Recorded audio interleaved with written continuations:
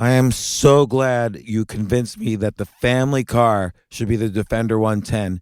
It is so beautiful inside. It's so comfortable, and it just feels indestructible. Yes, it really is. I've been waiting a long time for the new model to come out. The Defender 110, I'm telling you, it's my favorite car of all times. It's my third one.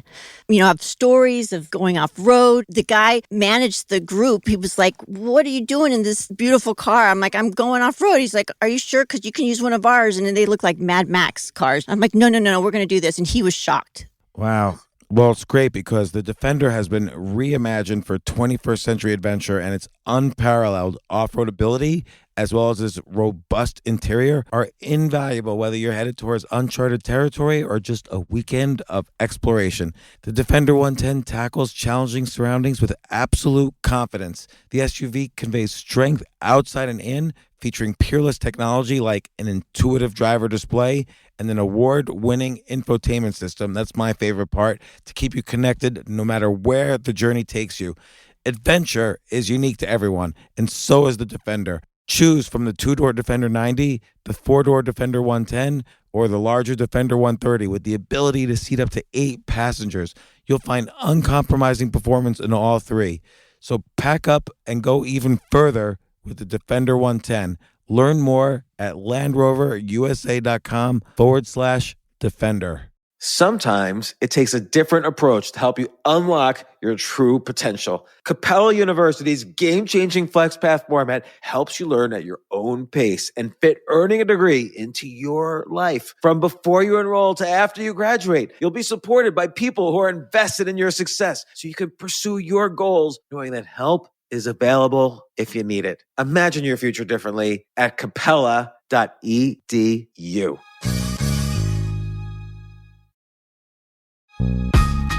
This isn't your average business podcast, and he's not your average host. This is the James Altucher Show on the Choose Yourself Network. Today on the James Altucher Show.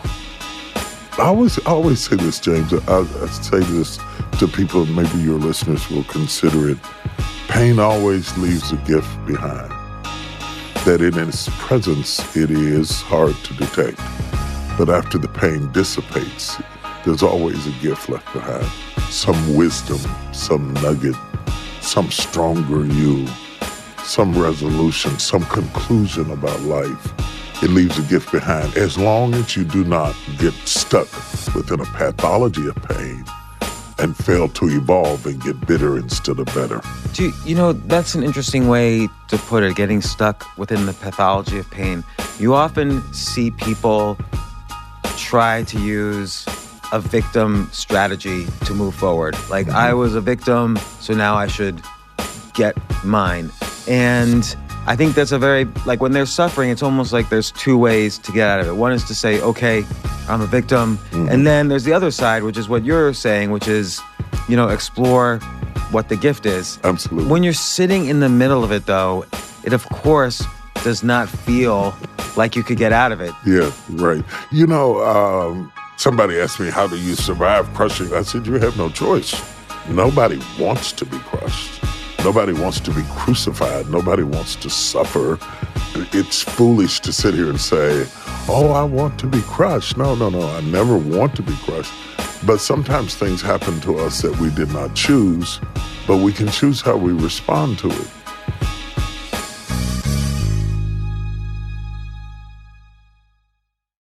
So, back for a second time, I am really grateful that T.D. Jakes, Bishop T.D. Jakes, author of the brand new book, Crushing, How God Turns Pressure into Power, is back on the James Altucher Show.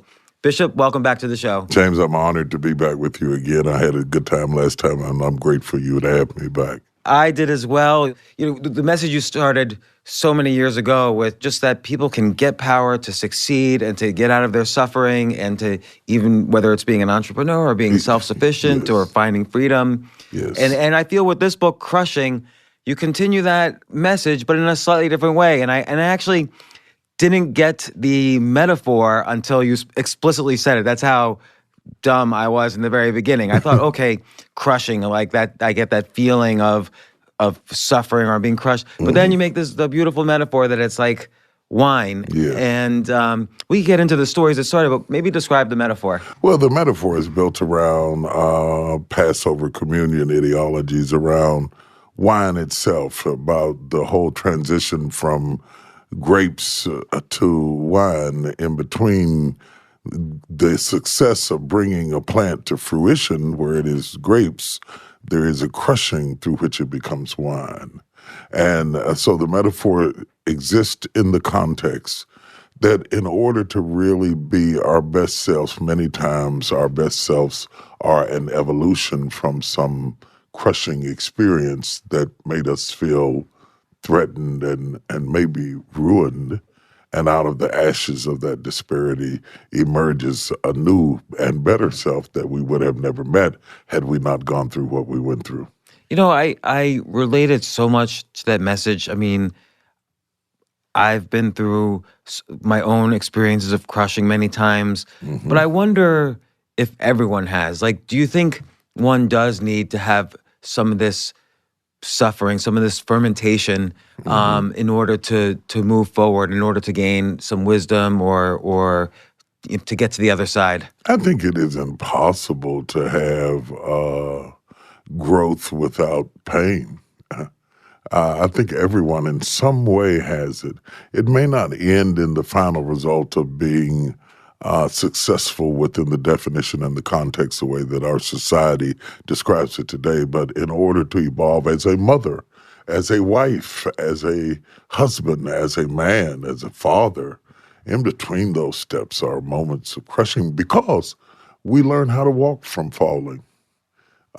Everything that we do is what did we get out of it. I always say this, James. I say this to people, and maybe your listeners will consider it.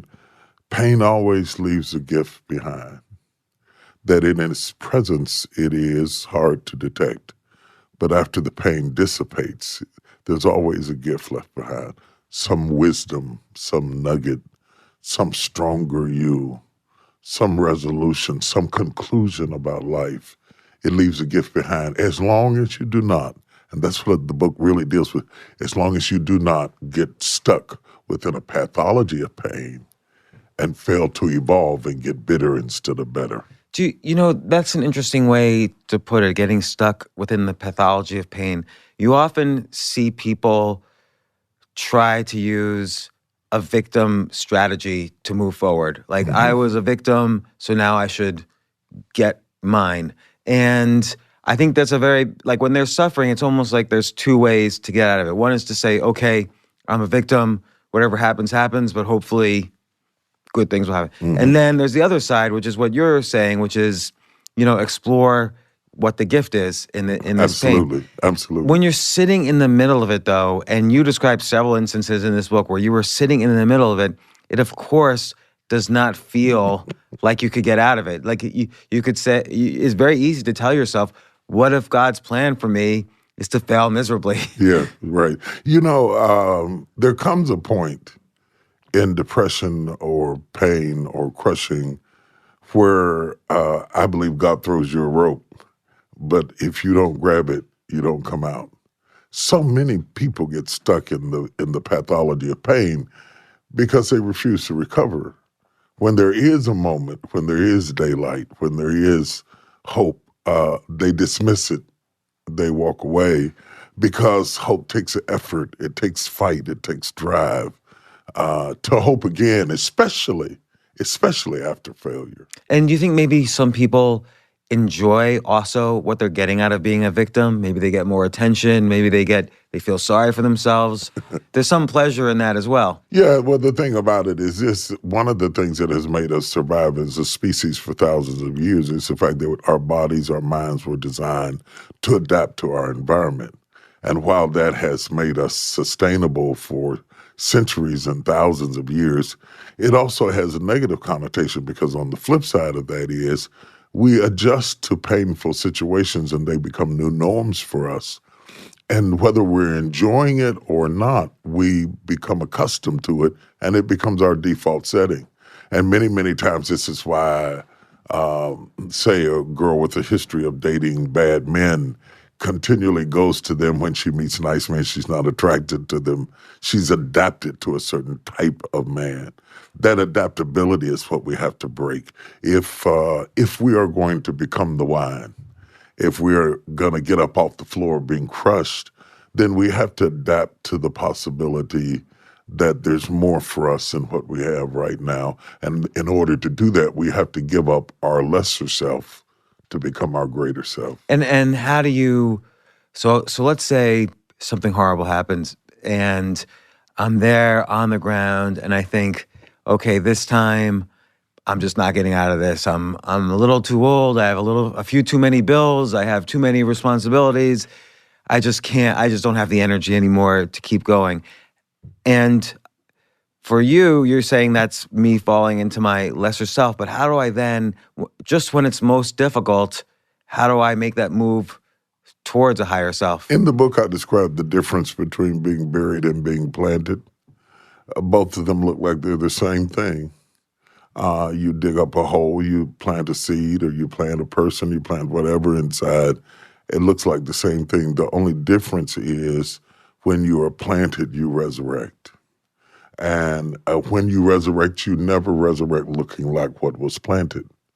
The challenge for us, the only thing, and this is often difficult to do, is in the process even of being planted, it is the death of what we had in mind before. The plant never looks like the seed. And if you are willing to give up what you had in mind and you can discover a new you, maybe a you that isn't married anymore, maybe a you that doesn't live in a mansion anymore, maybe the you now lives in a trailer, that doesn't always have to be bad because some people choose the wealth of peace or the wealth of health or the wealth of tranquility. I'm talking about being renewed in your mind and finding a way to enjoy your life even when the life you had in mind had been disrupted. And do you think there's a way to kind of change mindset? Like, let's say my mindset is like, no, I can only be happy if X, Y, Z happen. Right. You know, like you mentioned the metaphor of the seed quite a bit in the book, and you have given an example. If a seed of wheat falls to the ground, the seed dies, but in its place, wheat grows and many more seeds are created. But when you're dying on the ground, you don't necessarily say, oh, well, okay, I just need to die here, and then lots more seeds are going to come out. No, not in the moment. Nobody's smart in pain. That's a good way to put it. It's hard to be intellectual when you're bleeding. And whether that pain is physical or emotional is irrelevant because the reality is, one of the things that I tried to make clear is that the brain processes pain the same, irregardless to whether it's emotional or whether it's physical pain. The same nerve endings that go to the brain that notify neurologically the brain that it is in trouble, it does not distinguish heartbreak from a knife wound. So there you are dealing with a painful moment. It is impossible to be wise and in pain because you kick into survival mode. It is after the pain dissipates that it is wisest to try to determine what was that about, not in the middle of it. I learned as a pastor not to walk into grieving families and try to explain death. Because death is the kind of grief that you have to survive it, not explain it. The rationale, the reasons, the logic, the sensibility sometimes never comes, but most and generally comes years later that if this hadn't happened, then that would never happen. And we begin to find some place of resolution, not necessarily closure, but resolve and understanding that I believe that there is some method to the madness of our lives, that what looks like a bunch of rags on the floor is really God quilting our lives together into something beautiful if we're willing to pick up the pieces. And you mentioned, and I love this extension of the metaphor. You mentioned, of course, when grape juice is being made into wine, essentially it doesn't happen in a second or an hour in a day. Very important part of this process of turning pain into power or into wisdom or whatever is waiting. Right. And, there's lots of books about, you fail to succeed. You fail first, fail forward, failing and Yeah. succeeding. But it was a good concept that there's power in waiting. Well, yeah, and patience. and nobody talks about waiting anymore. Waiting's gone completely out of style. We don't wait for anything. Everything must be instant, faster, faster, faster, faster. Technology, as amazing as it is and as wonderful as it is, people who were raised by technology do well with things that respond quickly and in predictable ways. They don't do well with things that don't respond quickly and in predictable ways. So a lot of times we do better with our phones than we do with our friends. We do better with our phones than we do with our wives. We do better with our phones than we do with our children because humanity doesn't always respond in predictable ways. And a lot of times in the process of discovering that there is a distinction between the way you think things ought to go and how they go. You have to learn how to wait, and you have to learn how to be patient. We're not good waiters. We're not good. We want everything now, and we want what we want when we want it. And perhaps it is possible to get things quickly. There are certainly people that have become successful quickly, that have overcome quickly, that have bounced back quickly. But I'm a little bit leery of things that happen too fast. There's a reason it takes 9 months to incubate the baby. There's a reason that there's a process involved in the best wine, in the best food is not cooked quickly. It's a dying art today. Culinary skills are a dying art today because now everything you can just drive by and get it fast, and it's edible. But it is not as good as it is if you wait on it to really marinate a while. And life is like that. It has to marinate a while. Marriage is like that. It has to marinate a while. It has to go through different seasons and fluctuations. But to the people that are listening at us right now, if you're expecting your life to work like your phone, you might be crushed the rest of your life because life doesn't always respond in predictable ways. So let's talk about some of your personal stories that you mentioned in the book, and you start off the book with one was very personal to you with your daughter. If you want to, you want to describe, or I could describe it maybe better. I don't mind. Well, it was a very unique time in my life. It comes after a series of troubling times, and the weird thing, and I don't know how exhaustive I described it, but the weird thing about it is it was the best time in my career, my life, my ministry, my books, my movies, everything was exploding very positively. But sometimes that's also the most dangerous time. Yes. Things could collapse, And not just collapse, it is also that simultaneously, on one hand, things were going amazingly well. On the other hand, my mother-in-law died. So people are looking at what's going right in your life and either applauding you or being jealous or insecure of you. On the other hand, you're suffering in ways that they don't detect. And the funny thing about suffering in invisible ways doesn't draw comfort. So my mother-in-law died. My mother developed Alzheimer's. I moved her into my house. So even though my ministry was exploding, my business was exploding, my career was exploding, I still came home every night trying to get my mother to swallow applesauce in the evening. It's the yin and the yang of life.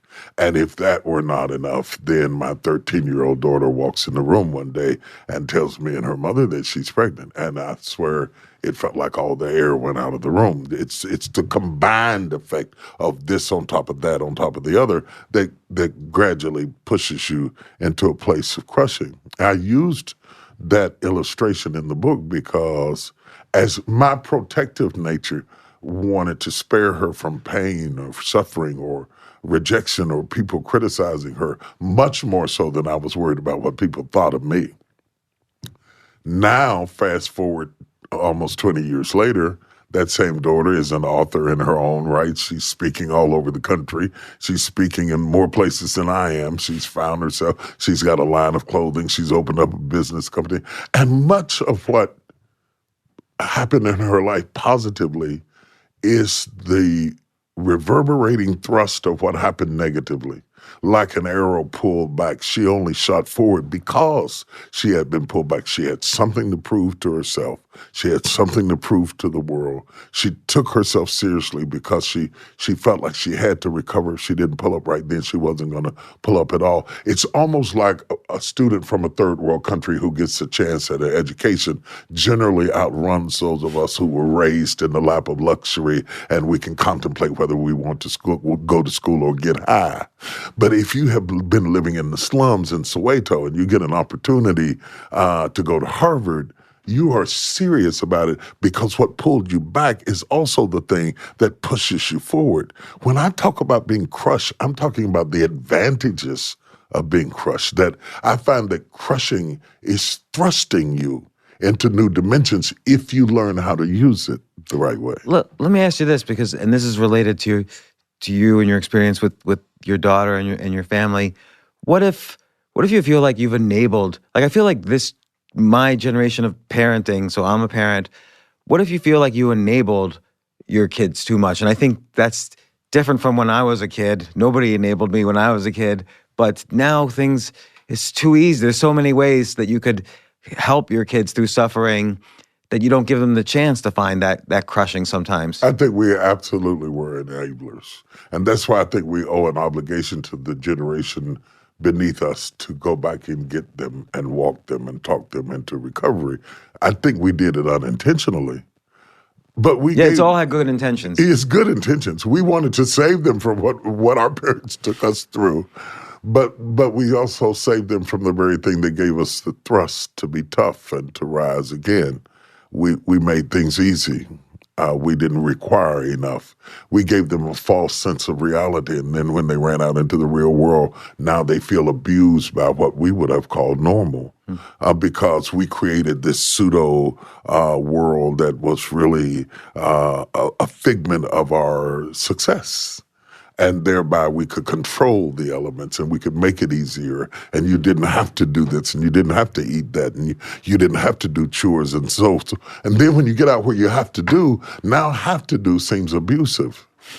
But that's not really their fault, because in our attempt to lavish them with love and the benefits we work so hard to give them, in some ways we crippled them because we denied them the crushing that would have given them the thrust to have the upward mobility that they need, independent and of themselves. So when you were in the room and your daughter tells you she's pregnant, what was your very first reaction to her? My very first reaction, I was so shocked, because it wasn't like she was the kind of girl that you would see this coming. It wasn't that she was flashy or she had never been on a date or anything. It was just, I can't even find a word to describe the level of shock that was for us. And then it was definitely not what we had in mind for her. It was definitely not what I wanted. I was very upset, very hurt. She was very hurt.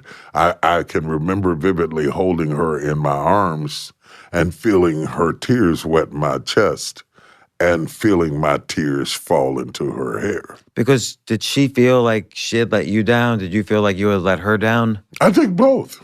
I think both. I think I blamed me. I think she blamed her. I think we blamed each other, because parents always think that whatever happens to the children is somehow their fault, whether it is or it isn't. You at least have to consider the fact that maybe had I been there more, done this more, that would not have happened. And that's a justifiable consideration to talk about.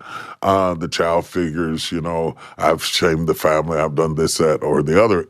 But in reality, we were both wrong from this perspective. The greatness that I see in her today, and she is absolutely an amazing woman, I have to attribute back to the tragedies that she took in then. And then I ask myself this question: there are some girls who go through what she went through who never escape. So crushing is about, we can't always control what happens to us, but we must manage how we react to what happens to us. Right, because there's an element of surrender in all of this, right? Like when you, I don't know much actually about the process of making wine, but a lot of it depends upon forces outside of your control, like the weather that season, things like that. And it seems like part of the alchemy here is learning how to do that surrender. Surrender is so important, and it is so hard for me because being a type A person, I want to make it turn out the way I want to make it turn out. And so I spent several weeks, having a temper tantrum because life didn't go the way I wanted it to go. And then somebody asked me, how do you survive crushing, or what do you do? I said, you have no choice. Because the level of crushing that I'm talking about, whether it is physical, whether it is through tragedies, whether it is emotional, the level of crushing, if nobody wants to be crushed, nobody wants to be crucified, nobody wants to suffer, it's foolish to sit here and say, oh, I want to be crushed. No, I never want to be crushed. But sometimes things happen to us that we did not choose, but we can choose how we respond to it. Maybe not initially. We respond to it very humanly, disappointed, upset, angry, frustrated, run, try to overcome it, try to get away. And then there is that word that you use, that powerful word that you introduced into our conversation, which is in and of itself a gift to the conversation, the word surrender. Because it is so powerful, because on one hand, to someone, it suggests defeat, surrender, I give up. But to me, it suggests victory, because surrender comes with the confidence that everything's going to be all right if I take my hands off the wheel and let what happens happen. And that's what had to happen with my daughter. I had to let her go. I had to let her go to what God had in mind as opposed to what I had in mind. And then over time realize his plan was so much better than mine. And there's a second layer, of course, which is your career was doing so well, your ministry was growing, everything was happening. You also had to surrender to the fact that you could deliver the message of what was happening, but you couldn't control people's reaction to it. That's right. And I don't know if that was difficult for you. Like, it was sort of a test of the strength of your community, that it grew even much larger, of course, over the years. But were you nervous? Well, the thing for me that was absolutely paralyzing about that moment is the depth of our pain is determined by the depth of our love. If you don't have much capacity to love, you don't have much capacity to hurt. The vast, voluminous type of love with which I love has the side effect of creating a vulnerability for pain and disappointment of equal scale. Okay. So when you take a person who has a capacity of 500-gallon drum capacity to love you, they also have a 500-gallon drum capacity to hurt, or to be disappointed, or to be angry. And it's the yin and yang of life. There are some people who would not relate to what we're talking about at all, because their pint-sized emotion only allows them to contribute a minuscule amount of attention to any kind of affection. So if there's little investment, there's little return, and there's little chance of robbery. You can't rob somebody who has nothing to take. So so the truth of what you read when you read Crushing depends on how vast and how deep you are. For me, that was extremely painful, but it was only painful to the degree that I love. Nobody can hurt you like somebody you love. And I think that while Crushing is good, it's great in this season. It's a great book to my faith. It metaphors it perfectly through death, burial, and resurrection. But beyond all of that, our times, Tiger Woods, what just happened to him, is a picturesque moment of somebody that we counted out and thought was over, and he fought his way back through surgeries and scandals, and then all of a sudden has this momentous moment again. That's what's amazing about life, is that you never know how the story's going to end. You never know what's going to come back up again out of the ground. And it's 11 years of patience in his case as well. Mm-hmm.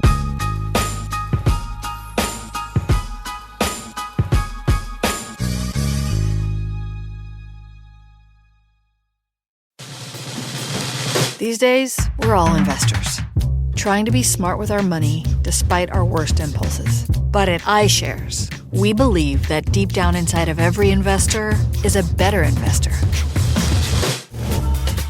One that's just waiting to be let out. Explore iShares ETFs and insights and let your best investor out. Visit iShares.com for more information. You know what I love about fantasy sports is that even though I'm not going to be a great basketball player or a baseball player or a football player or whatever, I feel like I get to participate and make decisions and use my knowledge of these different leagues or these different sports to compete. So it's like I can pick my team or I can pick my favorite players and I could use my knowledge to make predictions and maybe even make money. So with the basketball season here, you can now pick combo projections across football and basketball from the Specials League on Prize Picks. This is a league created specifically for combo projections that include two or more players from different sports or leagues. Want to play alongside some of Prize Picks' favorite players like rapper Meek Mill and comedian Andrew Schultz, who's also been a guest on this podcast, and I've been a guest on his? You can now find community plays under the promos tab of the app to view entries for some of the biggest names in the Prize Picks community each week. Look, Prize Picks even offers a reboot policy so that your entries stay in play even if one of your players gets injured. For football and basketball games, if you have a player who exits the game in the first half and does not return in the second, that player is rebooted. Prize Picks is the only daily fantasy sports platform with an injury insurance policy. What? So, I love playing it. I love anywhere where I can use analytical ability with my interests to demonstrate some skill and maybe make some money. And I like the game-like aspect. I do wish they had chess as a category on prizepicks.com, but I'll settle for what they've got. Maybe I should make my own fantasy chess league. But in any case, I love Prize Picks. Go to prizepicks.com/James. Use code James for a first deposit match up to $100. That's the easiest $100 you're ever going to make. So that's prizepicks.com/James and use code James. Daily fantasy sports made easy.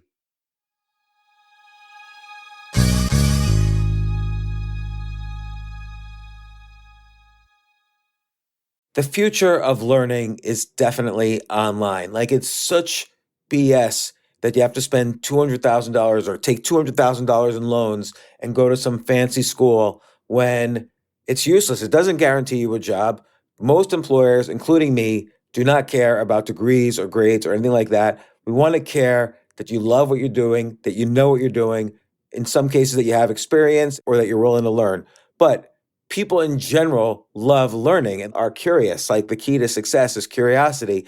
And I think masterclass.com is the perfect model for online learning. I'm really happy they're sponsoring this episode.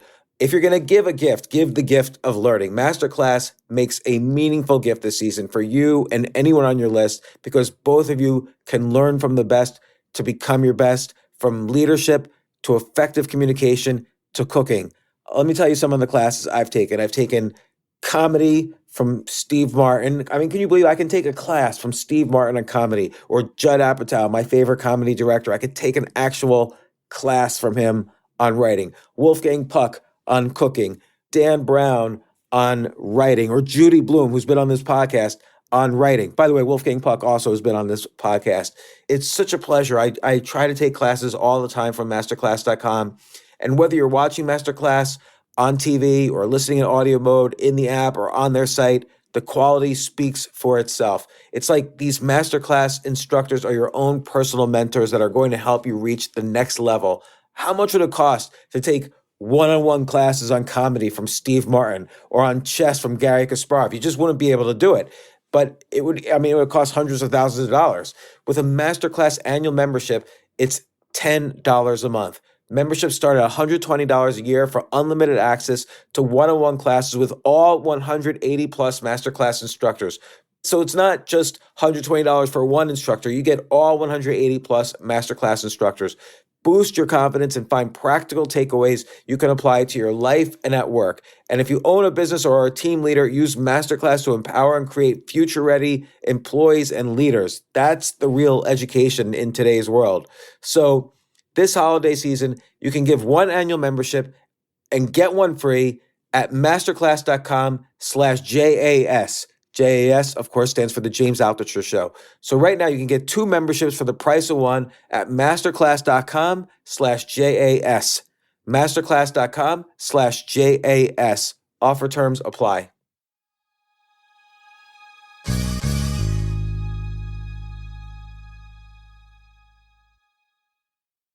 The reason also, though, I brought up the congregation is I do think there's surrender, but there's also community. And, and how strong is, there's this saying, I don't know if I'm getting this saying right, but treat people well on the way up, because certainly when you're on the way down, you want them to treat you well. And I'm not saying you went up and down, but it's just like, Jesus, the disciples themselves, after he was on the cross, they had to come together as a community, and it tested the strength of their community. Instead of Peter just going back to fishing, he had to create something.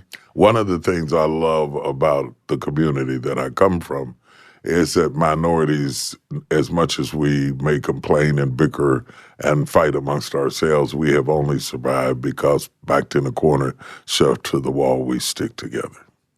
And that propensity is something that only the oppressed will understand.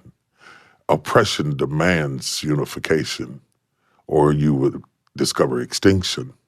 And so there is an unspoken code that even though we may disapprove and we may chasten one another privately, there is something innately in the fibers of our culture that says there is a certain loyalty that emerges even out of frustration amongst us. So when you start talking about our congregation or our community at large, we have an ability to unite and wrap ourselves around each other in times of crisis.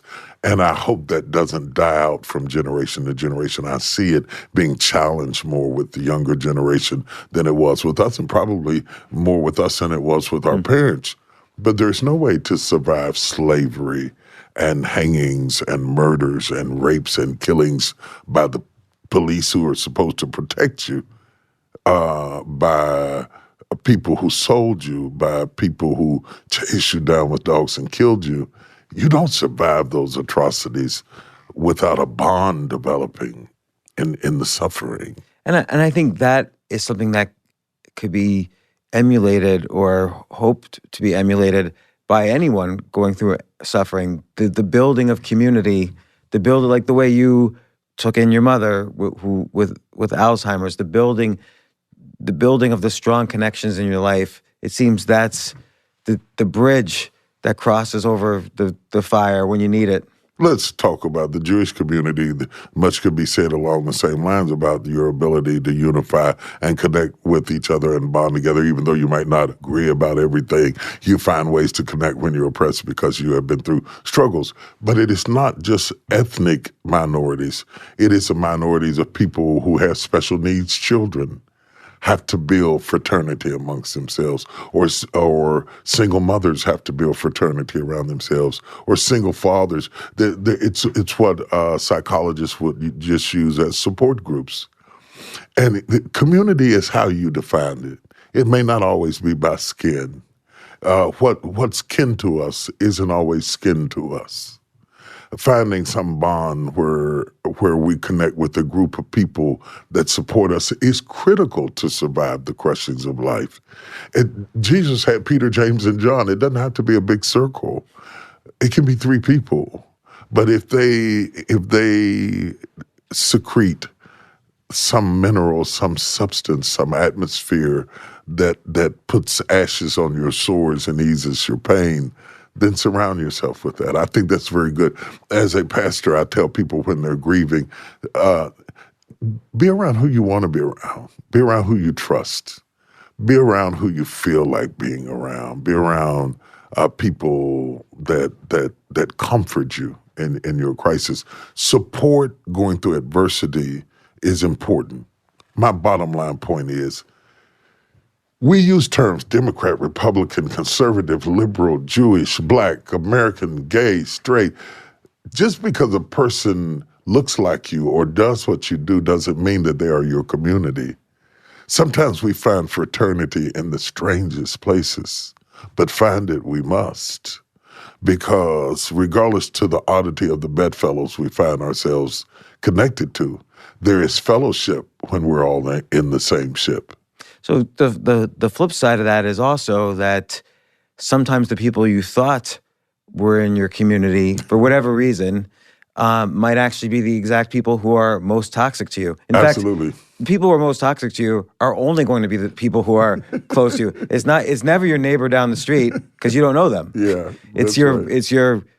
So how do you kind of navigate those waters, identifying toxicity, no matter what the relationship, and kind of navigating that? The wine dresser knows when he plants a grape what soil is needed for the grapevine to grow. And even if the soil is not naturally inclined to produce the minerals that are necessary, he artificially adds it to the soil until it reaches the right level of alkaline and chemicals to produce the best plant. By that I mean, sometimes you have to create the circle. The circle may not be determined by area code or skin color or historical background. One of the greatest questions that they ever asked Jesus in the Bible, one of the most profound questions which he so eloquently answered is, who is my neighbor? And the substratum of the whole question itself exists around the ideology of, do I define my neighbor as my ethnicity? Do I define my neighbor by my community? And he goes into the story of the Good Samaritan to show that sometimes the person who gives you the most hope, in this case, the Good Samaritan, may be somebody with whom you had the greatest revile. That's why prejudice can often be an enemy to destiny, because sometimes God uses people that you had preconceived ideologies about. He uses them to help you, and the very people you thought would always be there for you may not be there for you. The one thing that is definite is when you are crushed, you become far less prejudiced. Because if I'm in a car wreck, I don't care who's driving the ambulance. If I'm bleeding on the side of the road, I don't care how you spell my doctor's name. I just want him to make me better. That reminds me of when Ronald Reagan was shot in the chest and he's being wheeled into the hospital, and he says to the doctor says, Mr. President, I'm going to operate on you. And Ronald Reagan said, I hope you're a Republican. So I don't know if the doctor was or not, but he survived the surgery. Yeah, that's what's important, isn't it? Yeah. So I didn't know this, but I didn't know that historically, or in the chronology of the New Testament, that the miracle where Jesus fills the water bowls with wine, or the water barrels with wine, was the very first miracle that he actually performed. I didn't know that. Yes, absolutely.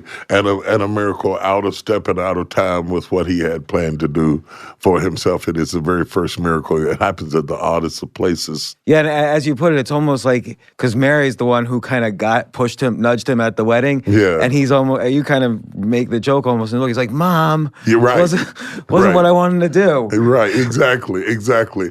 And it's such a crazy, amazing a moment that occurs, and I thought it was significant that the first miracle that we see him do centers around wine, and the last drink we see him have before the cross is around wine. And the final promise is, I will not drink any more wine until I drink it new with you in the kingdom of God. All of this inference about wine from Adam, go out into the garden and dress it, I've given you the ground to till the soil, to the very last end, it makes me wonder when Jesus holds up the cup, if there's more to see in the cup than just wine itself. Is not the wine a metaphor to his own life, that like the grape who was crushed to become wine, he also would go through a crushing, and the disciples who sat around the table would join him in crushing, and those who read the book and believe it will go through crushings, and those who don't believe the book will also go through crushings. That we have in common. How we respond to those questions depends on what's inside of us. And there's the idea that wine is often, drunk at celebrations. It's a way or weddings, so it's a way for two families to bond. It's a way for two countries to bond when they celebrate a treaty or whatever. So it's interesting that, again, it's this idea of patience and waiting and surrender to get the wine that you want. It's a way for community. There's this aspect of crushing what was there before for to have rebirth. Yes. So it becomes this beautiful metaphor throughout your book, Crushing, and of course the New Testament. Yes. And the Old Testament, every testament. Oh, absolutely. Yeah, every testament. I mean, this is where our faiths clap their hands, though the terms are different and the understanding, the revelations are different from Passover to communion. The same truth is reinforced.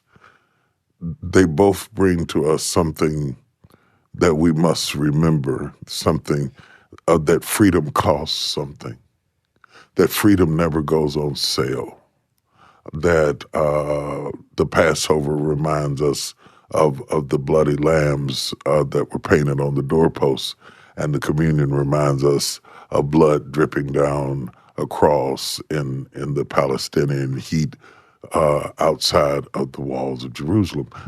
They all say to us that freedom has a price. Slavery says it. Freedom has a price. America proves to us that freedom came through blood. How would you define freedom on a soul level or a spiritual level? So, for instance, like you use the example of someone who continually goes out with the same sort of person that might not be good for them, gets trapped in that cycle. How do you get out of these emotional jails, which you also point out is just as strong and powerful as the physical jails we find ourselves in? First of all, I think I would define freedom as surrender to destiny, being liberated from the agony of ambition to be like you, and to finally appreciate the wonderment is in being like me, that I was never weighed on the scale of you. Those are things we do to ourselves and thereby torment ourselves and inflict wounds upon ourselves. For example, what is pretty? Who says? What is attractive? In the 20s, we thought that people who were overweight were the most attractive because being fat was successful. And then we changed our minds and then it became small. Wait a minute. Take back the definition of success from other people and be free to be the best you. Do you find yourself thinking that, like when you tell the story of when the first 7 years of your ministry, you weren't yet preaching, you weren't yet probably in yourself, you were thinking, I could do so much more. Why is this not happening for me yet? I mean, I'm just guessing that was going through your head, but you allude to it in the book. Was that happening? Were you? No, because I never set out to be famous. I never really liked it.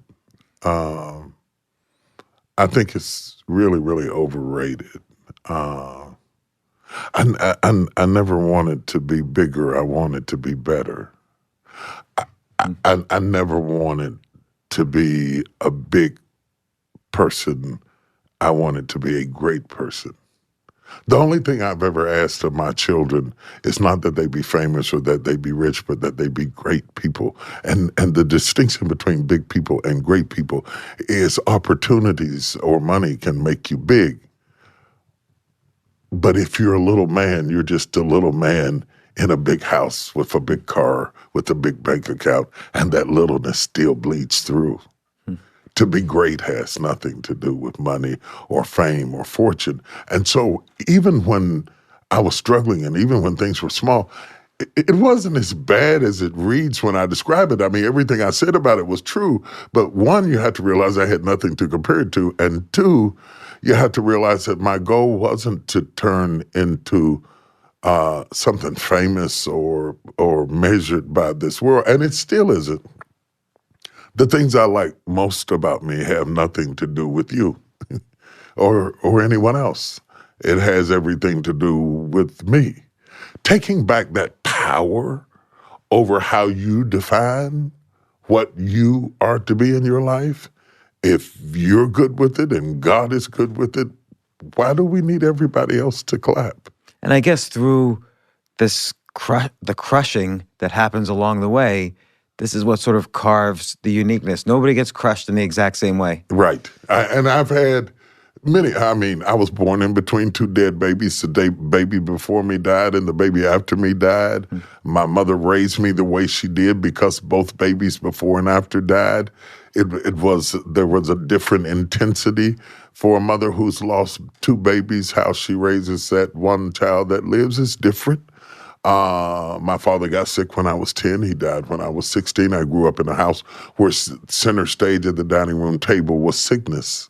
It wasn't happiness. It wasn't a turkey. Whenever there's massive sickness in the house, the sickness becomes the lead character in the house, and everything else has to morph itself around the person who has a need beyond yourself.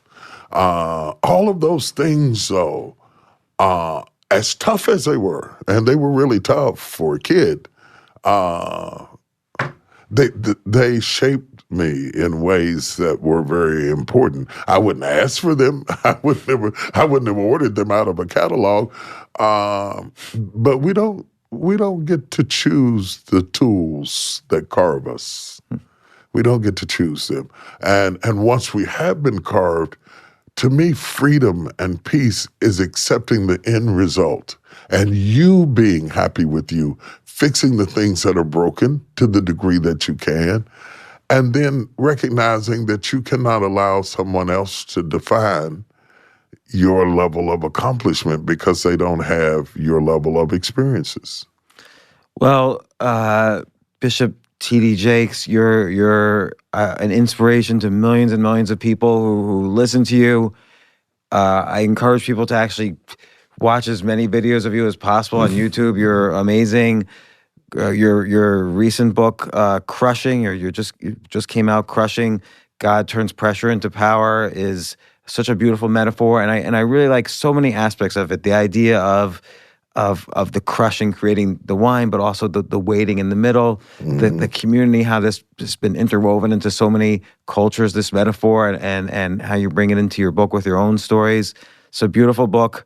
I hope people read it, and as usual, I enjoy our conversations. They're the best. I hope every time you come to New York, you stop by. I love it every time we do. You're a bright and deep-thinking individual, and that certainly lends itself to understanding why so many people follow you and listen to you as well. Thank you, Bishop. Thank you. Good, thanks. That was so good. Yeah, it was a good conversation. Yeah, I could have kept going. I know he gave me this. I know I can tell you giving you the sun to wrap. I'm used to those cues. But.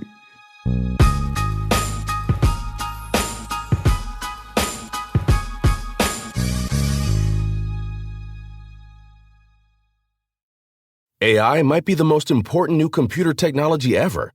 It's storming every industry, and literally billions of dollars are being invested. So buckle up. The problem is that AI needs a lot of speed and processing power, so how do you compete without costs spiraling out of control? It's time to upgrade to the next generation of the cloud, Oracle Cloud Infrastructure, or OCI. OCI is a single platform for your infrastructure, database, application development, and AI needs. OCI has 4 to 8 times the bandwidth of other clouds, offers one consistent price instead of variable regional pricing, and of course, nobody does data better than Oracle. So now you can train your AI models at twice the speed and less than half the cost of other clouds. If you want to do more and spend less, like Uber, 8x8, and Databricks Mosaic, take a free test drive of OCI at oracle.com/advance. That's oracle.com/advance. oracle.com/advance.